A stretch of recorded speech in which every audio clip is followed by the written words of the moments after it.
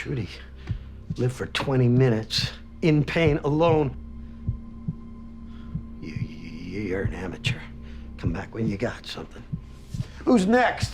Huh? Come on. Anybody. You're looking at the most miserable man on earth. What do you think hemlock tastes like? Have you ever wondered what hemlock tastes like?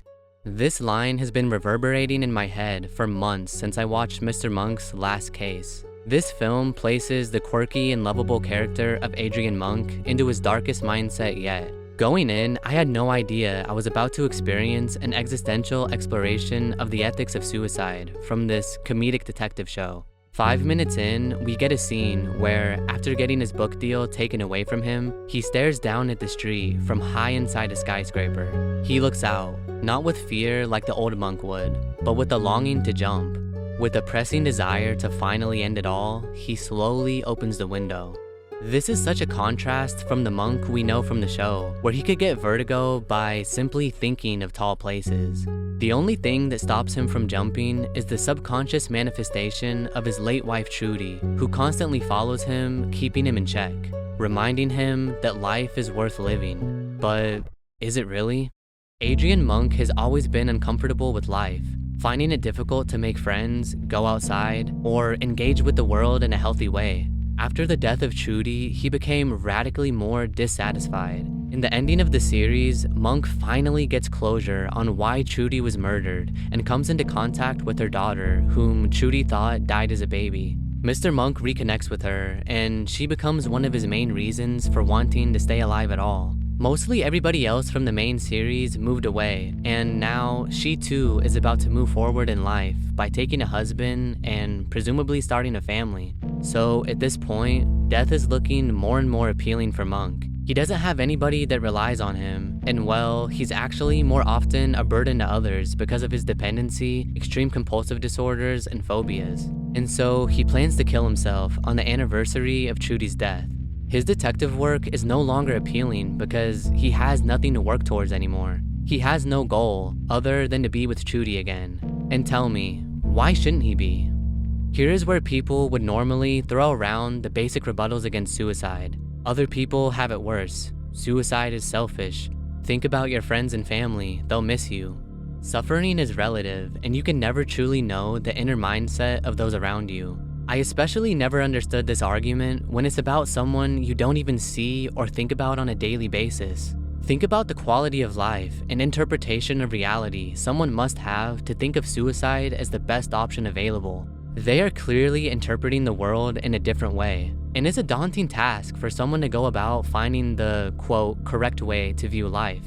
And is the journey actually worth it? In Monk's situation, he has a stepdaughter now, and friends that would miss him and think about him from time to time. However, life moves on. Why should he be in agony day after day to just simply survive? Is it not possible that at some point, the pain of his existence will outweigh the sorrow of those who will miss him? I've always thought that it was far more selfish to guilt-trip someone into living merely for those around them, rather than accepting they aren't happy with their lives. Because, after all, they are the ones who have to live it. Everyone has problems. And fears and disappointments. And they're all coping. How are they different from you? Well, for one thing, they're coping. If Mr. Monk wants to die because he's unhappy with life, why not let him? It's not like he hasn't tried to cope with life before. He's struggled in therapy for years, barely making any progress. He's just been sustaining his suffering over the years. Why would him not experiencing pain anymore be a bad thing? And if you believe in life after death, he will get to be with the love of his life once again.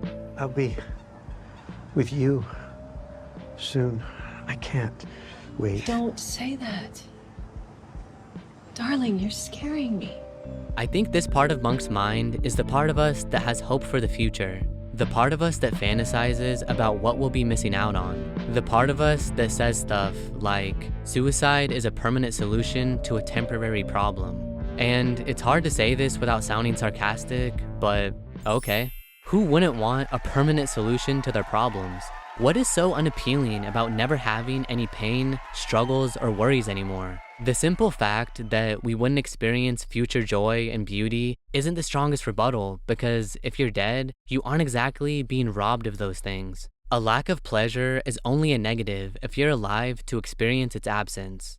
And look, I'm not trying to convince people that life isn't worth living and that you should just give up. But I find it disingenuous to talk about suicide and not acknowledge the obvious benefits.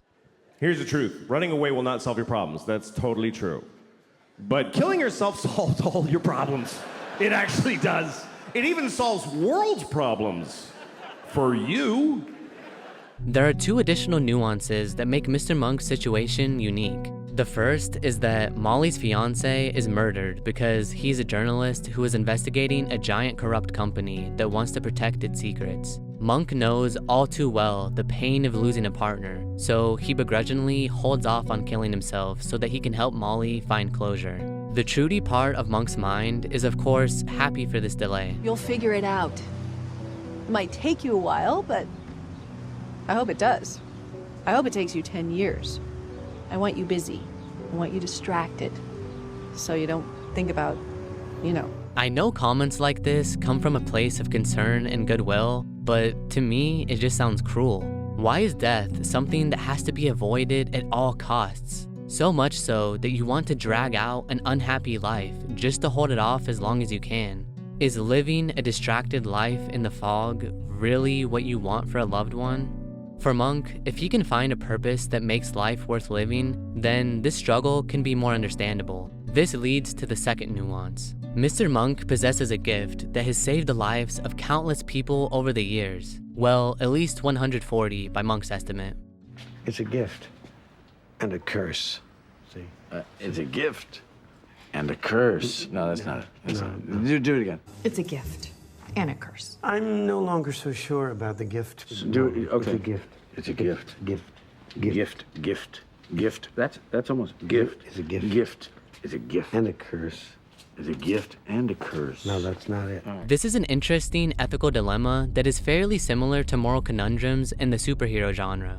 Since Monk has the ability to solve the unsolvable cases, what ethical obligations does he have to do so? Should he be forced to continue a life he doesn't enjoy because he has the ability to solve crimes and help people in a way nobody else can?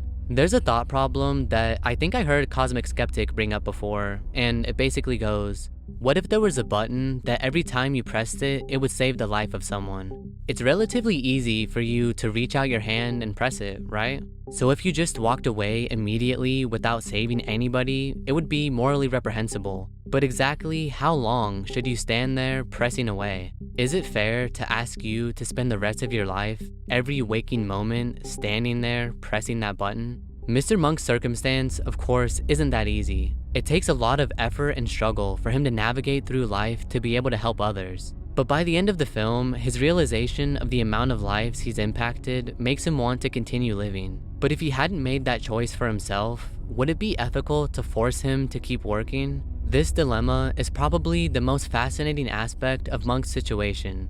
However, if I'm being intellectually honest with myself, I have to ask, what would be said if he didn't have these superpowers of deduction? What if he was just a regular guy that isn't much help to anybody? Is there a negative to suicide that we can find here? And let me say it again, I'm just asking these questions. I'm searching for the answers myself as I write this out. It may sound nihilistic or cold, but I struggle to find many persuading rebuttals. If I were to answer this question based on my own life, it's simply that the uncomfortability of suicide just doesn't outweigh future potential and the meaning and enjoyment I get out of life now. But it's entirely possible that that could change. And I'll reiterate, I'm not trying to romanticize suicide, but I think it's something that needs to be discussed in a more straightforward manner. I also thought about the ethics of me making a video like this, coming off somewhat optimistic about the ethics of suicide. If someone chose to kill themselves because of it, would I be morally responsible? But also, on what grounds could someone say that that's objectively a bad thing? On the one hand, it's pretty egotistical of me to imagine my scribblings having that strong of an impact on someone, but I suppose it's possible. And so to that I say, Of course, it's not my goal to make you unhappy, but I think discussing these issues in a straightforward and honest manner can actually help more people than it harms. If you find flaws in my reasoning or think I'm mistaken, please let me know. I don't want to be wrong any longer than I have to be. Movies like this put me in a headspace that I'm comfortably uncomfortable in, so I appreciate that this film provokes such feelings in me. Showing characters struggle with the same problems I have doesn't reinforce negative thoughts. It makes me feel seen and more hopeful about life. He's ready to go. They'd be doing him a favor. He's alone. No one's gonna miss him. He's had enough. Oh, he's saying, I love you. No. He's saying, by all that's holy, let me go.